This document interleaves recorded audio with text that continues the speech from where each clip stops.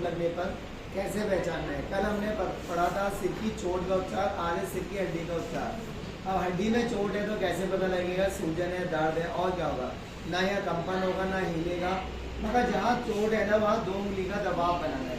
अगर ये दबाव अंदर जाता है तो हड्डी में चोट है और दबाव अंदर नहीं जाता है तो हड्डी में चोट नहीं है। अब ऐसी चोट में हमने क्या करना है, एक रिंग पैड बनाना है। एक रिंग पैड छल्लेदार गद्दी हमने लेनी है और इस रिंग पैड को ना चोट वाली जगह पे रखना है। इसका बीच का होल उतना बड़ा रखें जितने हिस्से में कांच का जितने हिस्से में हड्डी पर चोट लगी है, ताकि उस हड्डी पर कोई दबाव ना आए।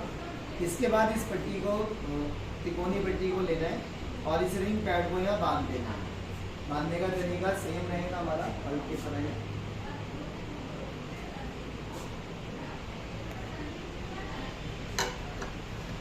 इसे क्रॉस करना है और एक साइड में ले जाना है।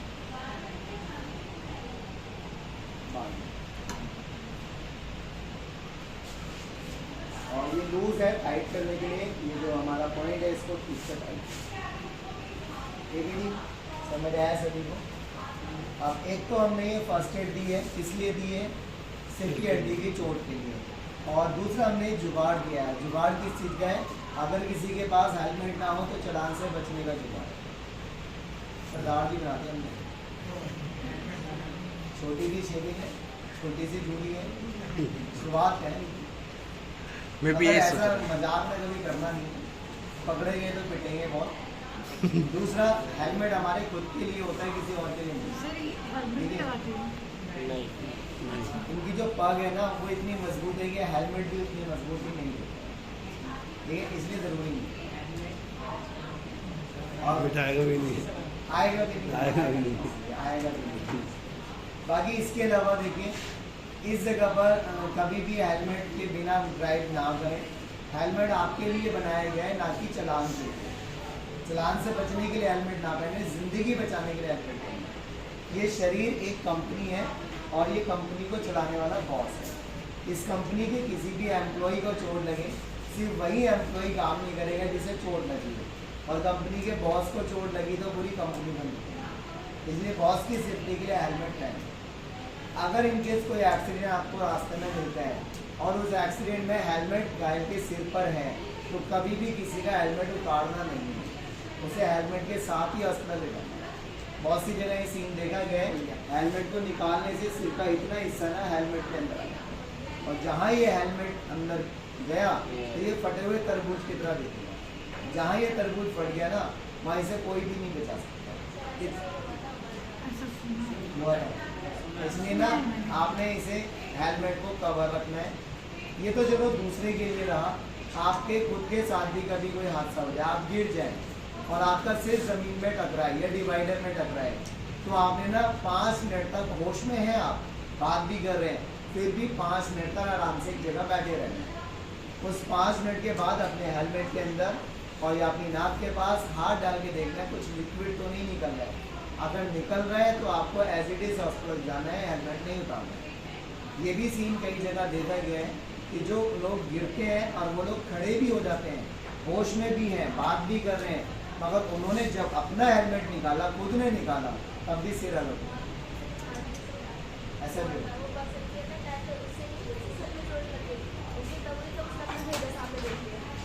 तो वो नहीं, जब वो निकल गया तो वो देखे या न देखे फिर तो मरना ही है उसका, क्योंकि इसके डैमेज होने के बाद कोई लाभ नहीं। इसलिए हेलमेट ज़रूर पहनेगी, आप ही के लिए अच्छी क्वालिटी का पहने, सिर्फ बचाव के लिए नहीं, चलान से, अपनी सेफ्टी के लिए। दूसरे का मांग करना पहने, दूसरे के सिर का साइज अलग है, हमारा अलग है। अगर वो हमारे शरीर सिर में हिलता रहेगा ना तो वैसे भी तोड़ देगा। हेलमेट लाइट वेट लें, ऐसा ना हो सिर पे ऐसा लगे 4 ईंटें रख लो, नहीं तो वैसे भी ऐसा कहते हैं ना, सिर में इतना दर्द करेगा चक्कर ही आने लग जाएगी। तो हेलमेट जरूर करो, ठीक है भाई, जुगाड़ नहीं करना। किसी की जबड़े की हड्डी पर चोट लगे तो क्या करेंगे, जब इस जगह पर चोट लगी है, मान लो किसी ने मुक्का मारा या ये गिरा और ये हिस्सा ज़मीन पे टकराया, तो ये दोनों जोड़ना खुल जाते हैं, जिसे हम टूटना नहीं कहते हैं, जिसे हम डिसलोकेशन कहते हैं। जोड़ का अपनी जगह से खिसक जाता है, जिसे डिसलोकेशन कहा जाता है। ऐसी जगह में पहचान नहीं होगी, ये जो मुंह है ना वो खुला ही रहेगा, बंद नहीं होगा। मगर हमें इसे बंद करना है, भाई कुछ चला ना जाए अंदर, या आना जाना किसी का लगा रहे, है ना। और दूसरा बंद इसलिए करते हैं, अगर हम इसे बैठा कर ले जाते हैं, लिटा के ले जाते हैं तो ये हिलेगा, हिलेगा तो ये जोर दर्द करेगा। तो हमें बंद करने के लिए वही पट्टी बांधनी पड़ेगी और बांध। इससे क्या होगा, ये बंद रहेगा, बंद रहेगा तो हिलेगा। इस तरीके का उपचार देंगे, दिलासा देंगे, तुरंत अस्पताल ले जाएगा। समझ आगे सभी को?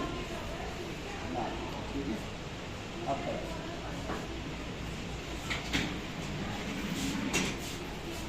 इसके बाद किसी के हाथ की हड्डी टूट जाए तो क्या करें? ये 2 स्प्लिंट लेंगे, लकड़ियाँ दोनों साइड में लगाएंगे, पकड़ इसको, दोनों को पकड़। इसके बाद एक पट्टी से इसको बांध देंगे। ये जो गिटा लगाएंगे ना, कभी भी दर्द वाली जगह पे ना लगाएं, इससे नीचे या ऊपर, ठीक है जी। सर ये सिंपल फ्रैक्चर में भी फ्रैक्चर नहीं होगा। एक तो होता है जो आपने 3 तरीके की टूट बताई ना, देखो ये सिंपल हो, ठीक है, कॉम्प्लिकेटेड हो, ओपन में नहीं है।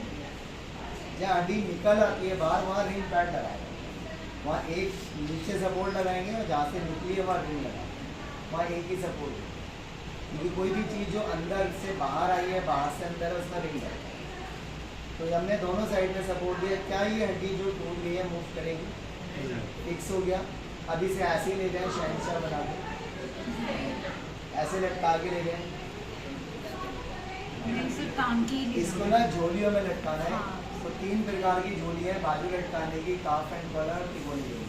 तो काफ एंड कॉलर जो मैंने कल आपको बताई थी, अब ये लगेगी बाजू लटकाने की झोली।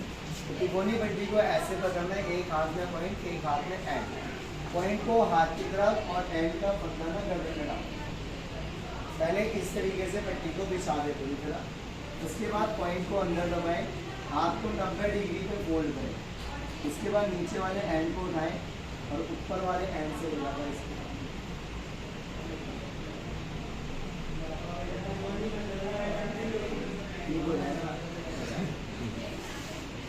आराम से। ठीक है, ये है बाजू लटकाने की झोली। बाजू को 90 डिग्री पे लटकाना है, दिलासा देना और हॉस्पिटल से ले जाना।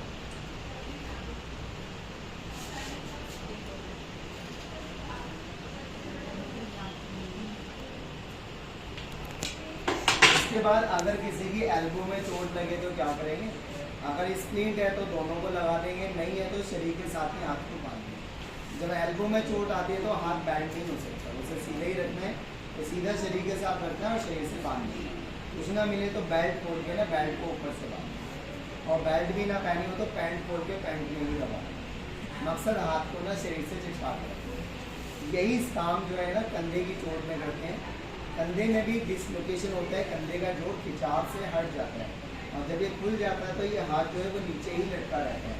तो हमने उसी जगह उसे फिक्स करना है और हॉस्पिटल से ले जाना है। इसके बाद आती है कॉलर बोन। ये जो कॉलर के नीचे हड्डी होती है इसे कॉलर बोन, हंसने की हड्डी कहते हैं। अगर इस हड्डी में चोट लगे तो जिस हड्डी पर चोट है उस हाथ को उठा के दूसरे कंधे पर रख देंगे। यहाँ कोई लकड़ी, पेन, पेंसिल कुछ नहीं लगाना है। इस हाथ को उठा के दूसरे कंधे पर रख देंगे। पहले पट्टी हमने नीचे से बिछाई थी, अब इसके ऊपर बिछा देंगे। तिकोनी पट्टी को उसी तरीके से पकड़ना है, पॉइंट को इधर और एंड को ऊपर। समझ आ रहा है? इसके बाद नीचे वाले एंड को उठाना है और पीछे वाले एंड से ले जाकर बांधना।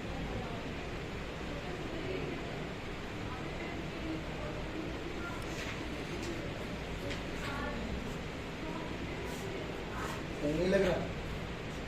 अगर सही नहीं दिखता तो फिनिशिंग भी है। फिनिशिंग में क्या करना है? ये रिलैक्सर दिखना है ना, इसको ना अंदर डालना। सही लग रहा है? और बढ़िया करना है तो यहाँ नाम लिख दो और साथ में एक सेल्फी लो और इससे को अपनी डीपी चेंज कर। उसके बाद ये हॉस्पिटल कब पहुँच जाएगा आपको भी नहीं पता लगेगा, क्योंकि ये ना लोगों के मैसेज का जवाब देगा तो इसे दिलासा देगा। ठीक है ना?